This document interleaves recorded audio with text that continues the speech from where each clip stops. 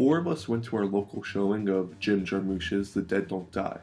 Two absolutely hated it. The others adored it. Personally, I belong to the latter group. While the film stumbles through the end scenes with a voiceover monologue that nearly ruins the experience, the premise and grim sense of humor keep it afloat.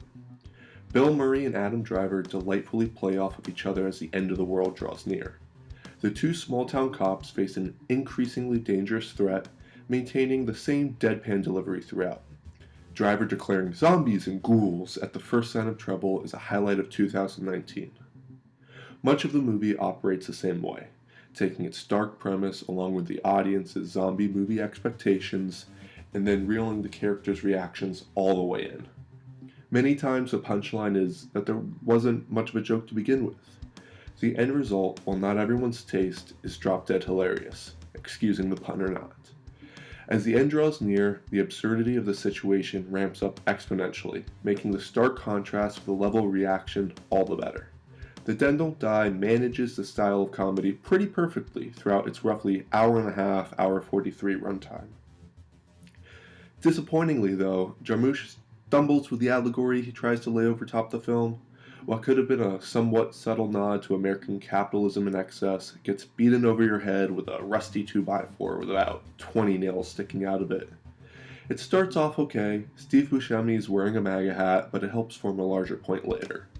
Then when the hordes of zombies make their appearance, they make it excruciatingly clear they want their phones, Chardonnay, cable TV, get the point?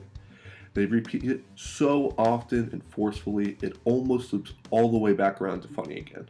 Still, at this point in the film, it only comes across as a minor grievance.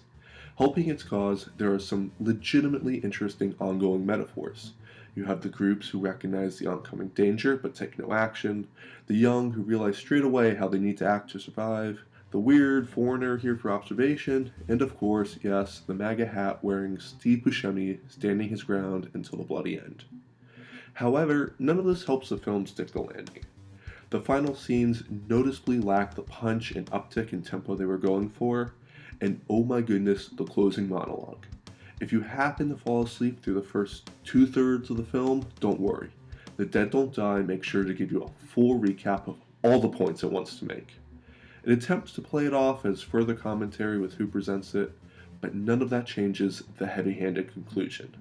A promising piece of absurdist commentary gets kicked down the stairs at the very last second. Honestly, I don't know which of the studio executives was confused and insisted on its inclusion, but it taints an otherwise pretty great film. Overall, my thoughts can be summed up by the first thing I actually said walking out of the theater. I actually, unironically, enjoyed the movie. That means The Dead Don't Die gets a 7 out of 10.